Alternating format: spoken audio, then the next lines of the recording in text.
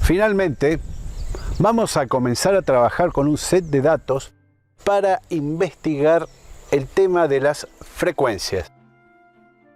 Mediante ese set de datos que ustedes tienen disponible para descarga, más la bibliografía, más los programas, más todo lo que estamos poniendo, ustedes van a poder construir y hacer todo el proceso para recrear un histograma de frecuencias y después comenzar a trabajar las medidas de dispersión. Quizás parezca un poquitito complicado al principio, pero en realidad es muy sencillo y es muy provechoso, especialmente cuando estamos hablando de ciencias que tienen que ver con la biología, que siguen un determinado modelo o patrón que vendría a ser lo que se conoce como la curva de Gauss. La curva de Gauss o campana de Gauss, que lo vamos a ver ya posiblemente en el próximo módulo, tiene que ver mucho con los procesos biológicos y es muy interesante porque nos va a permitir empezar a comprender cómo podemos sacarle más información a nuestros datos. Vamos a comenzar a hablar de cómo vamos a construir nuestras tablas de frecuencia para poder luego avanzar sobre las medidas de dispersión. En primer lugar, sabemos que tenemos frecuencias que son producto de conteos o de mediciones. Cuando hablamos de conteo estamos hablando de valores discretos y cuando hablamos de mediciones hablamos de valores continuos, es decir, usualmente cifras racionales que suelen tener decimales, uno o varios decimales, hasta infinito decimales, y que según la precisión que nosotros trabajemos nos puede dar un acercamiento más o menos consistente. Pero, ¿qué decimos cuando hablamos de frecuencias? Bueno, fíjense en este cuadro de conteo donde tenemos las clases, que es una denominación arbitraria, en este caso hemos denominado de la clase 1 a la 8, y tenemos un valor que es generado por un conteo que es del 0 al 7. La frecuencia es la cantidad de veces que se repite ese valor. Si observamos la clase 1, cuyo valor es 0, vemos que hay dos ceros en el conteo. Si vemos el valor 1, que es la clase 2, vamos a ver que hay 5 veces repetido ese valor. Bueno, esa repetición de valor es la frecuencia. Lo que nosotros hacemos aquí es determinar la cantidad de veces que se repite un valor, por eso estamos utilizando números discretos para que sea más sencillo, y vamos a ver que la suma de todas las frecuencias coincide con la muestra. Las siglas XI y FI significan respectivamente el valor de X, o sea de la variable, y la frecuencia de ese valor. Aquí tenemos otro nuevo cuadro donde tenemos la clase, que ya saben que es una denominación arbitraria, el valor que es XI, la frecuencia, o sea la repetición de ese valor, y después tenemos una multiplicación que es el valor por la frecuencia. Entonces vamos a tener que de la frecuencia que corresponde a la clase 1, cuyo valor es 0, hay dos repeticiones. 2 por 0, obviamente 0. En la clase 2 tenemos que el valor 1 es repetido 5 veces, entonces 1 por 5, 5. Y así sucesivamente hasta completar las 8 clases. Y al final de las 8 clases vamos a ver que las frecuencias suman 50 y que los valores que han sido multiplicados de valor por frecuencia precisamente da 179. Si nosotros utilizamos la fórmula que está al pie del cuadro, vamos a ver que estamos obteniendo la media o promedio, es decir, estamos dividiendo la cantidad de valores sobre la cantidad de la muestra, es decir, este es un promedio de las frecuencias. Sin embargo, existen algunos conceptos que hay que investigar. Por ejemplo, lo que se denomina frecuencia relativa, es decir, si tomamos todo el caso que equivale al número 1, la muestra equivale a 1, y realizamos la división de cada frecuencia sobre esa muestra, nos va a ir arrojando un número que tiene decimales cuya suma total va a ser 1, obviamente.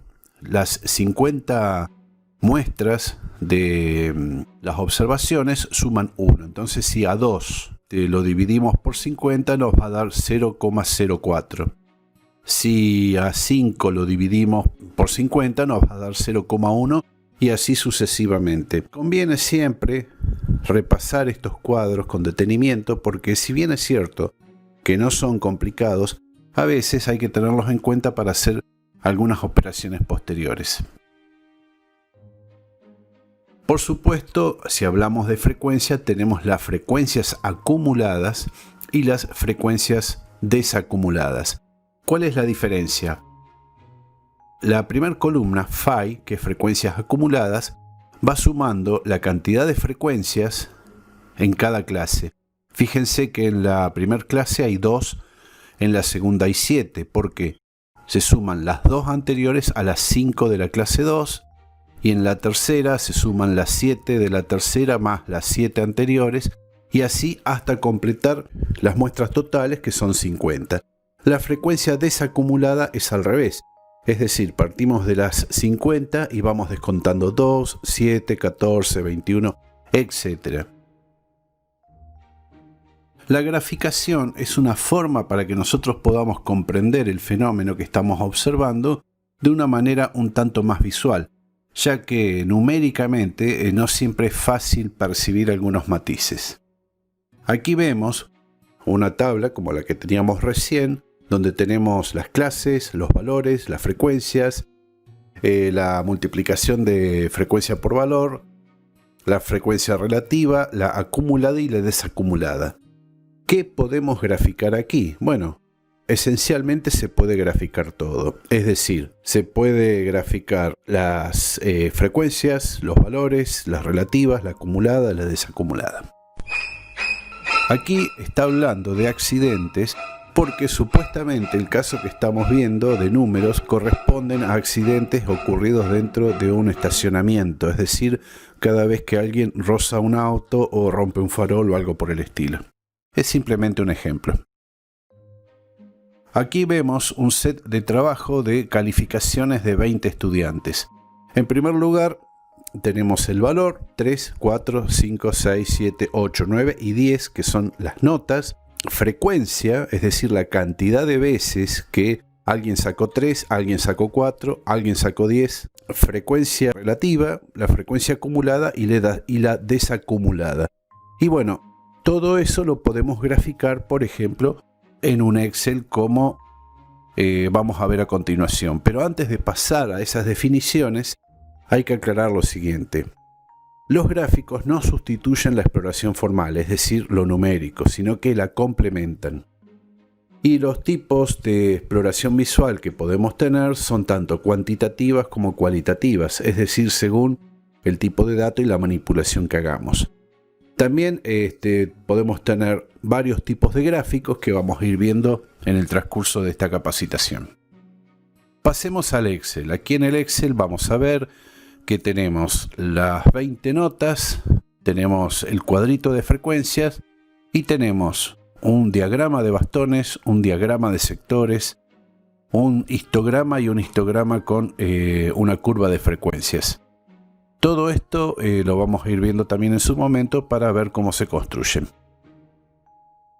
Pero vayamos a los conceptos. En primer lugar, un diagrama de bastones son simplemente líneas en el eje de las X que, según los valores que va adoptando ese X, se reflejan en las Y, que vendría a ser las frecuencias. Habíamos dicho que 1 había sacado 1, 2 había sacado 2, 3 habían sacado 4 alumnos, 4 habían sacado 5, etc.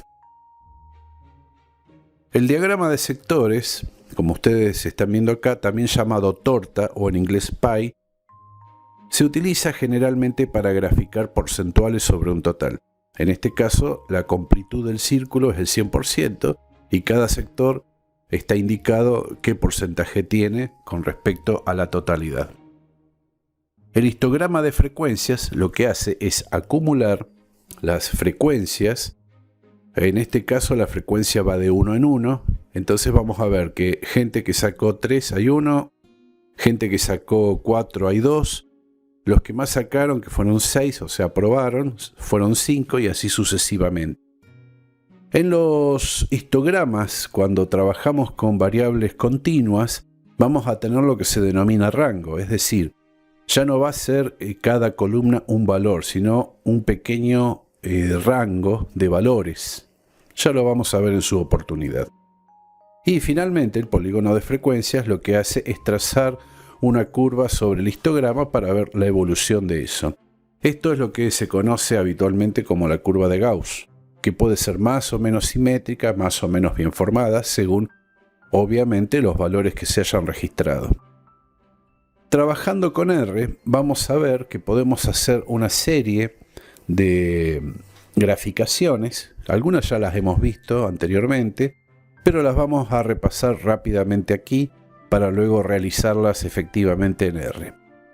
Vamos a ver que tenemos el diagrama de bastones, que es muy similar al Excel, nada más que simplemente aquí son líneas. Vamos a ver el diagrama de torta o pie. Vamos a ver el histograma, que es exactamente similar al que vimos también en Excel en cuanto a la forma. Y vamos a ver en general que el ambiente de trabajo es bastante sencillo a pesar de lo aparentemente complejo que parece a primera vista. Bueno, espero que este breve repaso de todo esto les haya sido instructivo y vamos a pasar directamente a los hechos.